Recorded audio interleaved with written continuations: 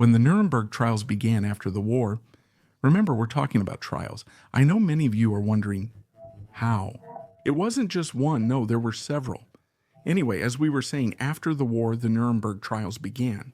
The Allies, the Allied powers, decided to shed light on that whole wide range of behaviors, decisions, and actions that the Nazi regime had carried out during the war, and in some cases, even before the war, for their own interests against humanity. There wasn't just the main Nuremberg trial, the one that put the leaders of the Nazi regime on trial. Almost all of them are missing, basically only Bormann, whose death in Berlin would be discovered several years later. We've already covered that in a dedicated video. Heinrich Müller, head of the Gestapo, vanished without a trace. There are also other trials, industrial trials and the doctor's trial. Officially, United States of America versus Karl Brandt and Alias. So Karl Brandt was one of the many doctors, many physicians, many medical and genetics experts who had worked for the Nazi regime for research purposes, experimental research on human beings, living test subjects who, in most cases, did not survive the experiments or were used for genetic research. At the doctor's trial held in Nuremberg, there were definitely two names missing from the doc. One is missing because he was underestimated, not considered important, or even thought to be a minor figure and not central to the story. A huge mistake. His name was Ottmar Freier von Verschuur, a university professor of genetics with a specialization in twins. Does this tell you something? Yes, because the second name is missing from the list.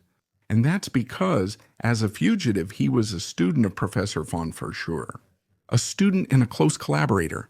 They had talked at length before and during the war. They had exchanged opinions and studies. He had been his student. He had been his disciple. He had been his collaborator. He was the one who had been nicknamed the White Angel, or Todesengel, the Angel of Death. We're talking about Josef Rudolf Mengele.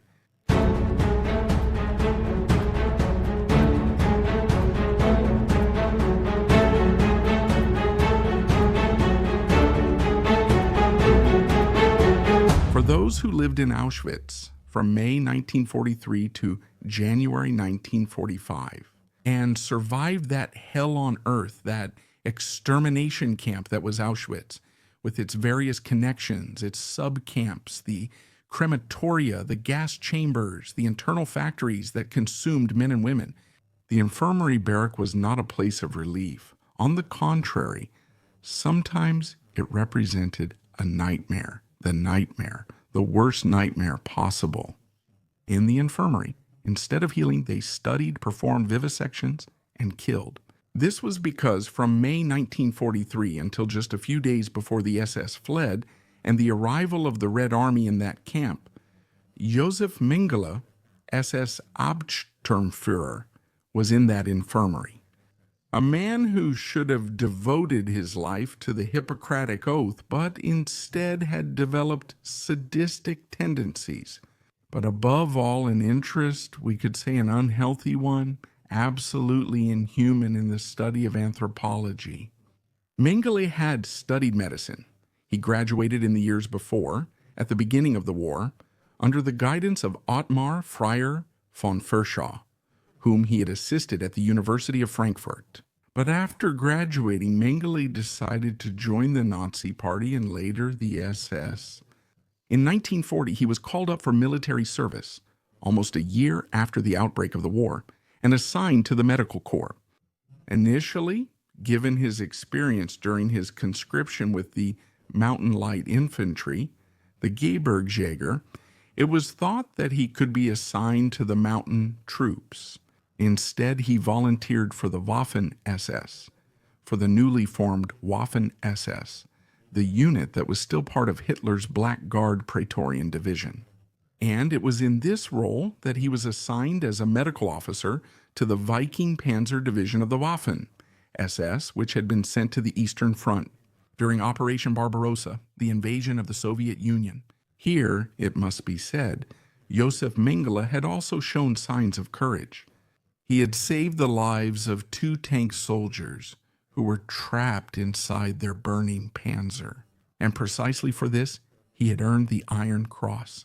Later, he had suffered a minor wound, but whether it was minor or serious, what mattered to him was that it had been declared. After that, he was unfit for active service, unfit for combat, and therefore no longer suitable to be sent along with the frontline units. Josef Mengele had thus been removed from the Waffen-SS lists and transferred to the Central Office for Hygiene and Race, the office that was supposed to theoretically study Nazi genetics. It was the office that oversaw the infamously known Lebensborn farms, those places where the regime sent selected women to give birth to the perfect male. The pure Aryan being of aberrations, as we might think today, a revolting eugenics. Men who play God, who believe themselves to be deities, with the power to decide the future of humanity. Josef Mengele didn't stay long in that central office, because in the spring of 1943, he received a new assignment as chief physician of the Roma and Sinti subcamp at Auschwitz in Birkenau, Auschwitz II, and as the chief physician of that camp until August 1944, when the camp itself was dismantled. The prisoners killed in the gas chambers, and what remained was transferred to the central part of Auschwitz. Mengele had started a devilish career there. They called him Der Weiße Mengele, the White Angel, simply because, over his SS captain's uniform, he always wore a white doctor's coat, and that's how he appeared at the railway platform of Auschwitz-Birkenau. Upon arrival, he selected the newcomers. On one side, those fit for work, on the other, those destined immediately for the gas chambers. His work as a diabolical doctor went beyond the selections. He conducted many more. If a barrack, for example, was hit by an epidemic of typhus, he didn't treat anyone. He ordered the guards to kill all the occupants and burn the barrack down. If they wanted to carry out a selection in the children's barrack, Mengele would arrive with a measuring stick, measure 150 centimeters from the ground, draw a line with chalk, and make all the children line up along that line. Whoever didn't reach the line was killed right there on the spot with a gun pointed at their forehead and a bullet to the skull. Aberrant, right? Aberrant for any human being, but even more so for a doctor, for someone who should have sworn to protect human life, to do everything possible to save human life. But Mengele was not a savior. He was the herald of death. Also, because those who were called to the infirmary most of the time didn't go there for treatment. They were simply called because they were to be used as guinea pigs for experiments. Experiments that most of the time ended in death.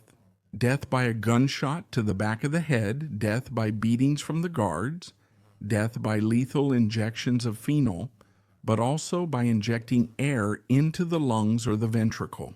Atrocious deaths.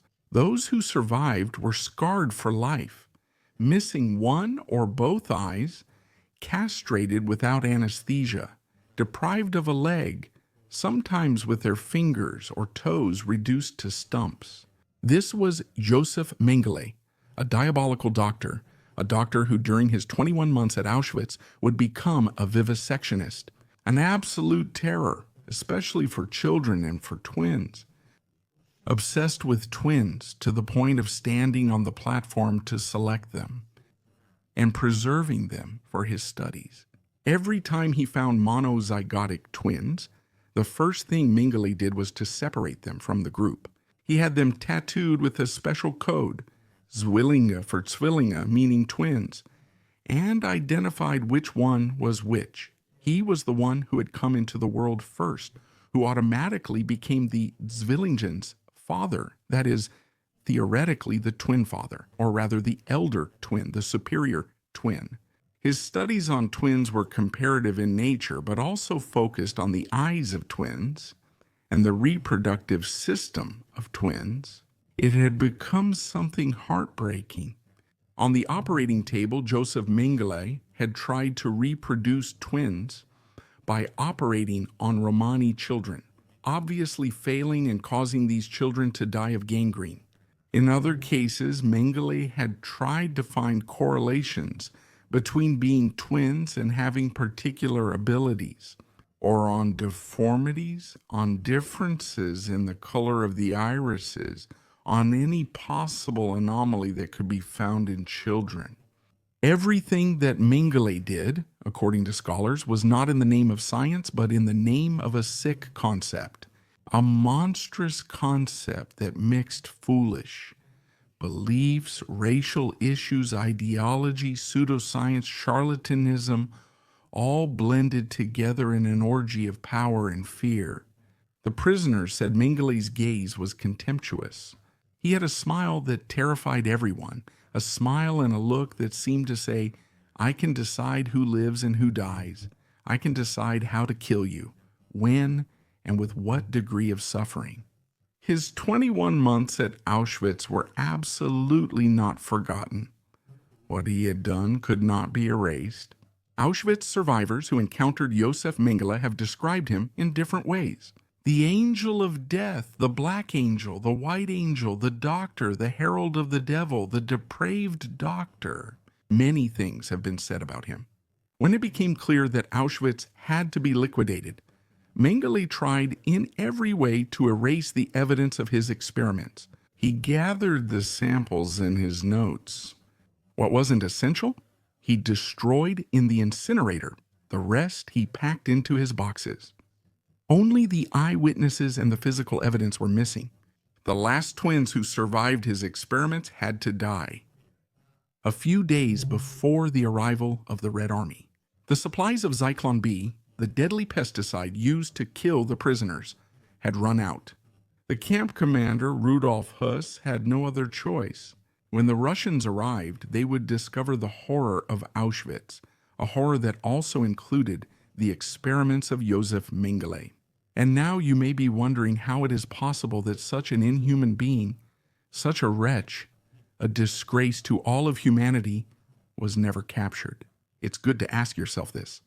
Well, in the chaos of the post-war period, with hundreds of thousands of refugees, displaced people, prisoners of war, and scattered soldiers surrendering, Mengele initially went unnoticed. No one asked about him. It took a long time before anyone tried to look for him, but by then he had already disappeared. Mengele had already turned to the first Nazi escape networks in March 1945 to flee abroad and save himself. He certainly had no illusions about what his fate would be if he were arrested by the Allies or the Soviets. It was clear that if they caught him in uniform, he would risk being shot dead on the spot. Otherwise, he would have been put on trial and hanged. Mengele didn't want his life to end too soon. He wanted to enjoy it a bit longer and maybe continue his studies. So he turned to what would later become known as the Odessa Network. Through the Rattenlinien, the rat lines, the routes through the monasteries of Bavaria and Tyrol. He arrived in Termino, a town in South Tyrol, a town that would also become known for being a passageway for another fugitive criminal we've already talked about, Adolf Eichmann, at Termino in the municipal offices of Termino. First Eichmann, then Mengele, had obtained a new identity, a fake identity, an identity that was used exclusively to escape. If Eichmann's fake identity was that of Federico Bernd Wegener, a German-speaking South Tyrolean, Mengele had adopted the false name of Wolfgang Gerhardt, also a German-speaking South Tyrolean.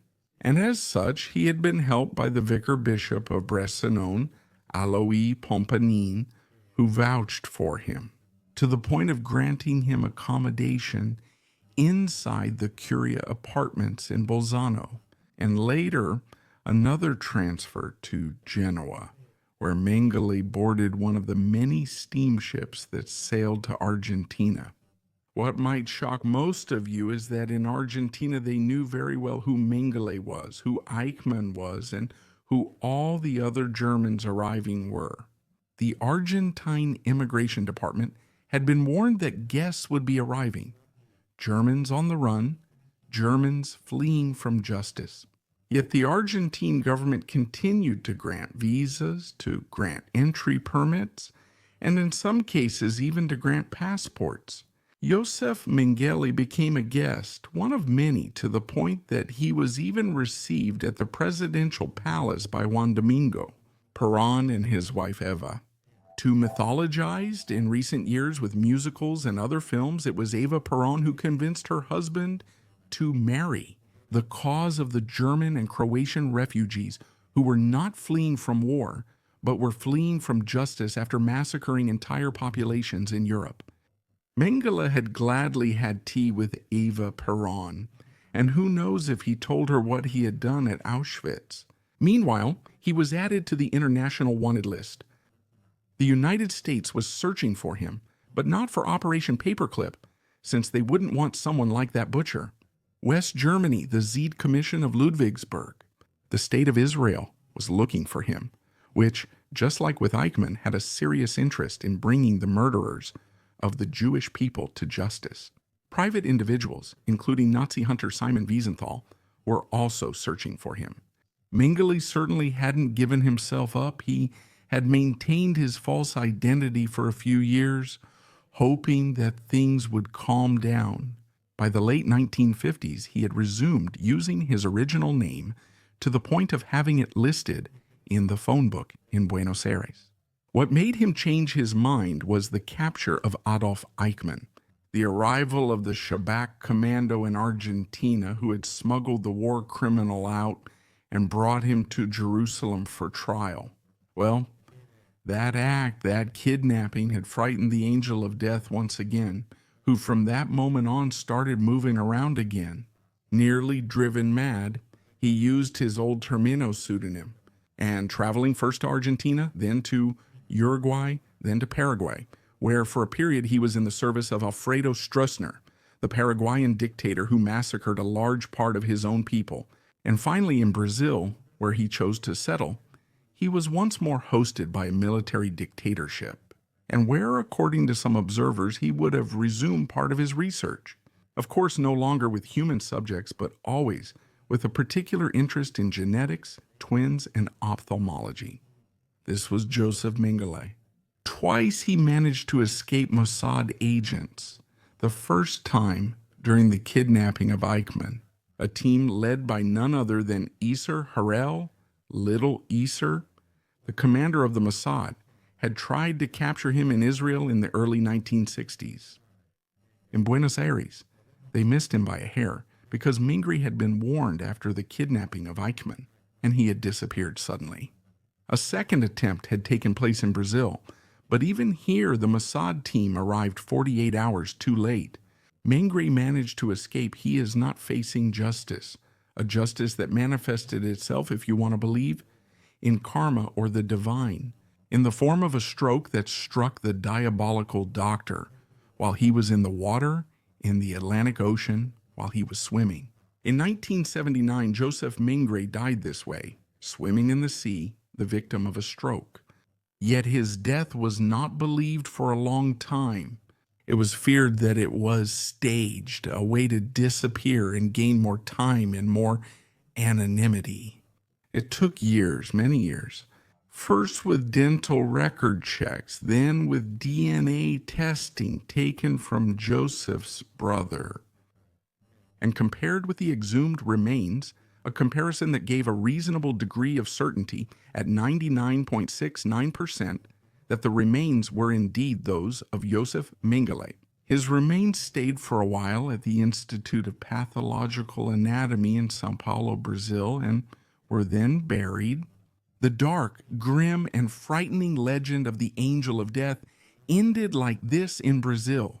That Brazil from which a few years earlier a book and then a film had come, The Boys from Brazil. A frightening plot of eugenics, which started precisely from Mengele's actions for the worst nightmare any human being could imagine, to even recreate Adolf Hitler in series in various places around the world in an attempt to restore or restart the Third Reich. Of course, These are imaginative hypotheses, the result of a writer's pen and then a film director. And yet, both in the book and in the film, Mengele was present. His figure, still alive at the time, was evoked like the boogeyman, like a mythological monster, like that dark being you summon to scare children and make them go to bed at night. Josef Mengele was this. He was the personification of evil, the man who had overturned his own oath to save as many lives as possible, to taking lives for his anti-human and anti-scientific purposes. This was Josef Mengele. This was his story. And I leave the final judgment to you on who this person was.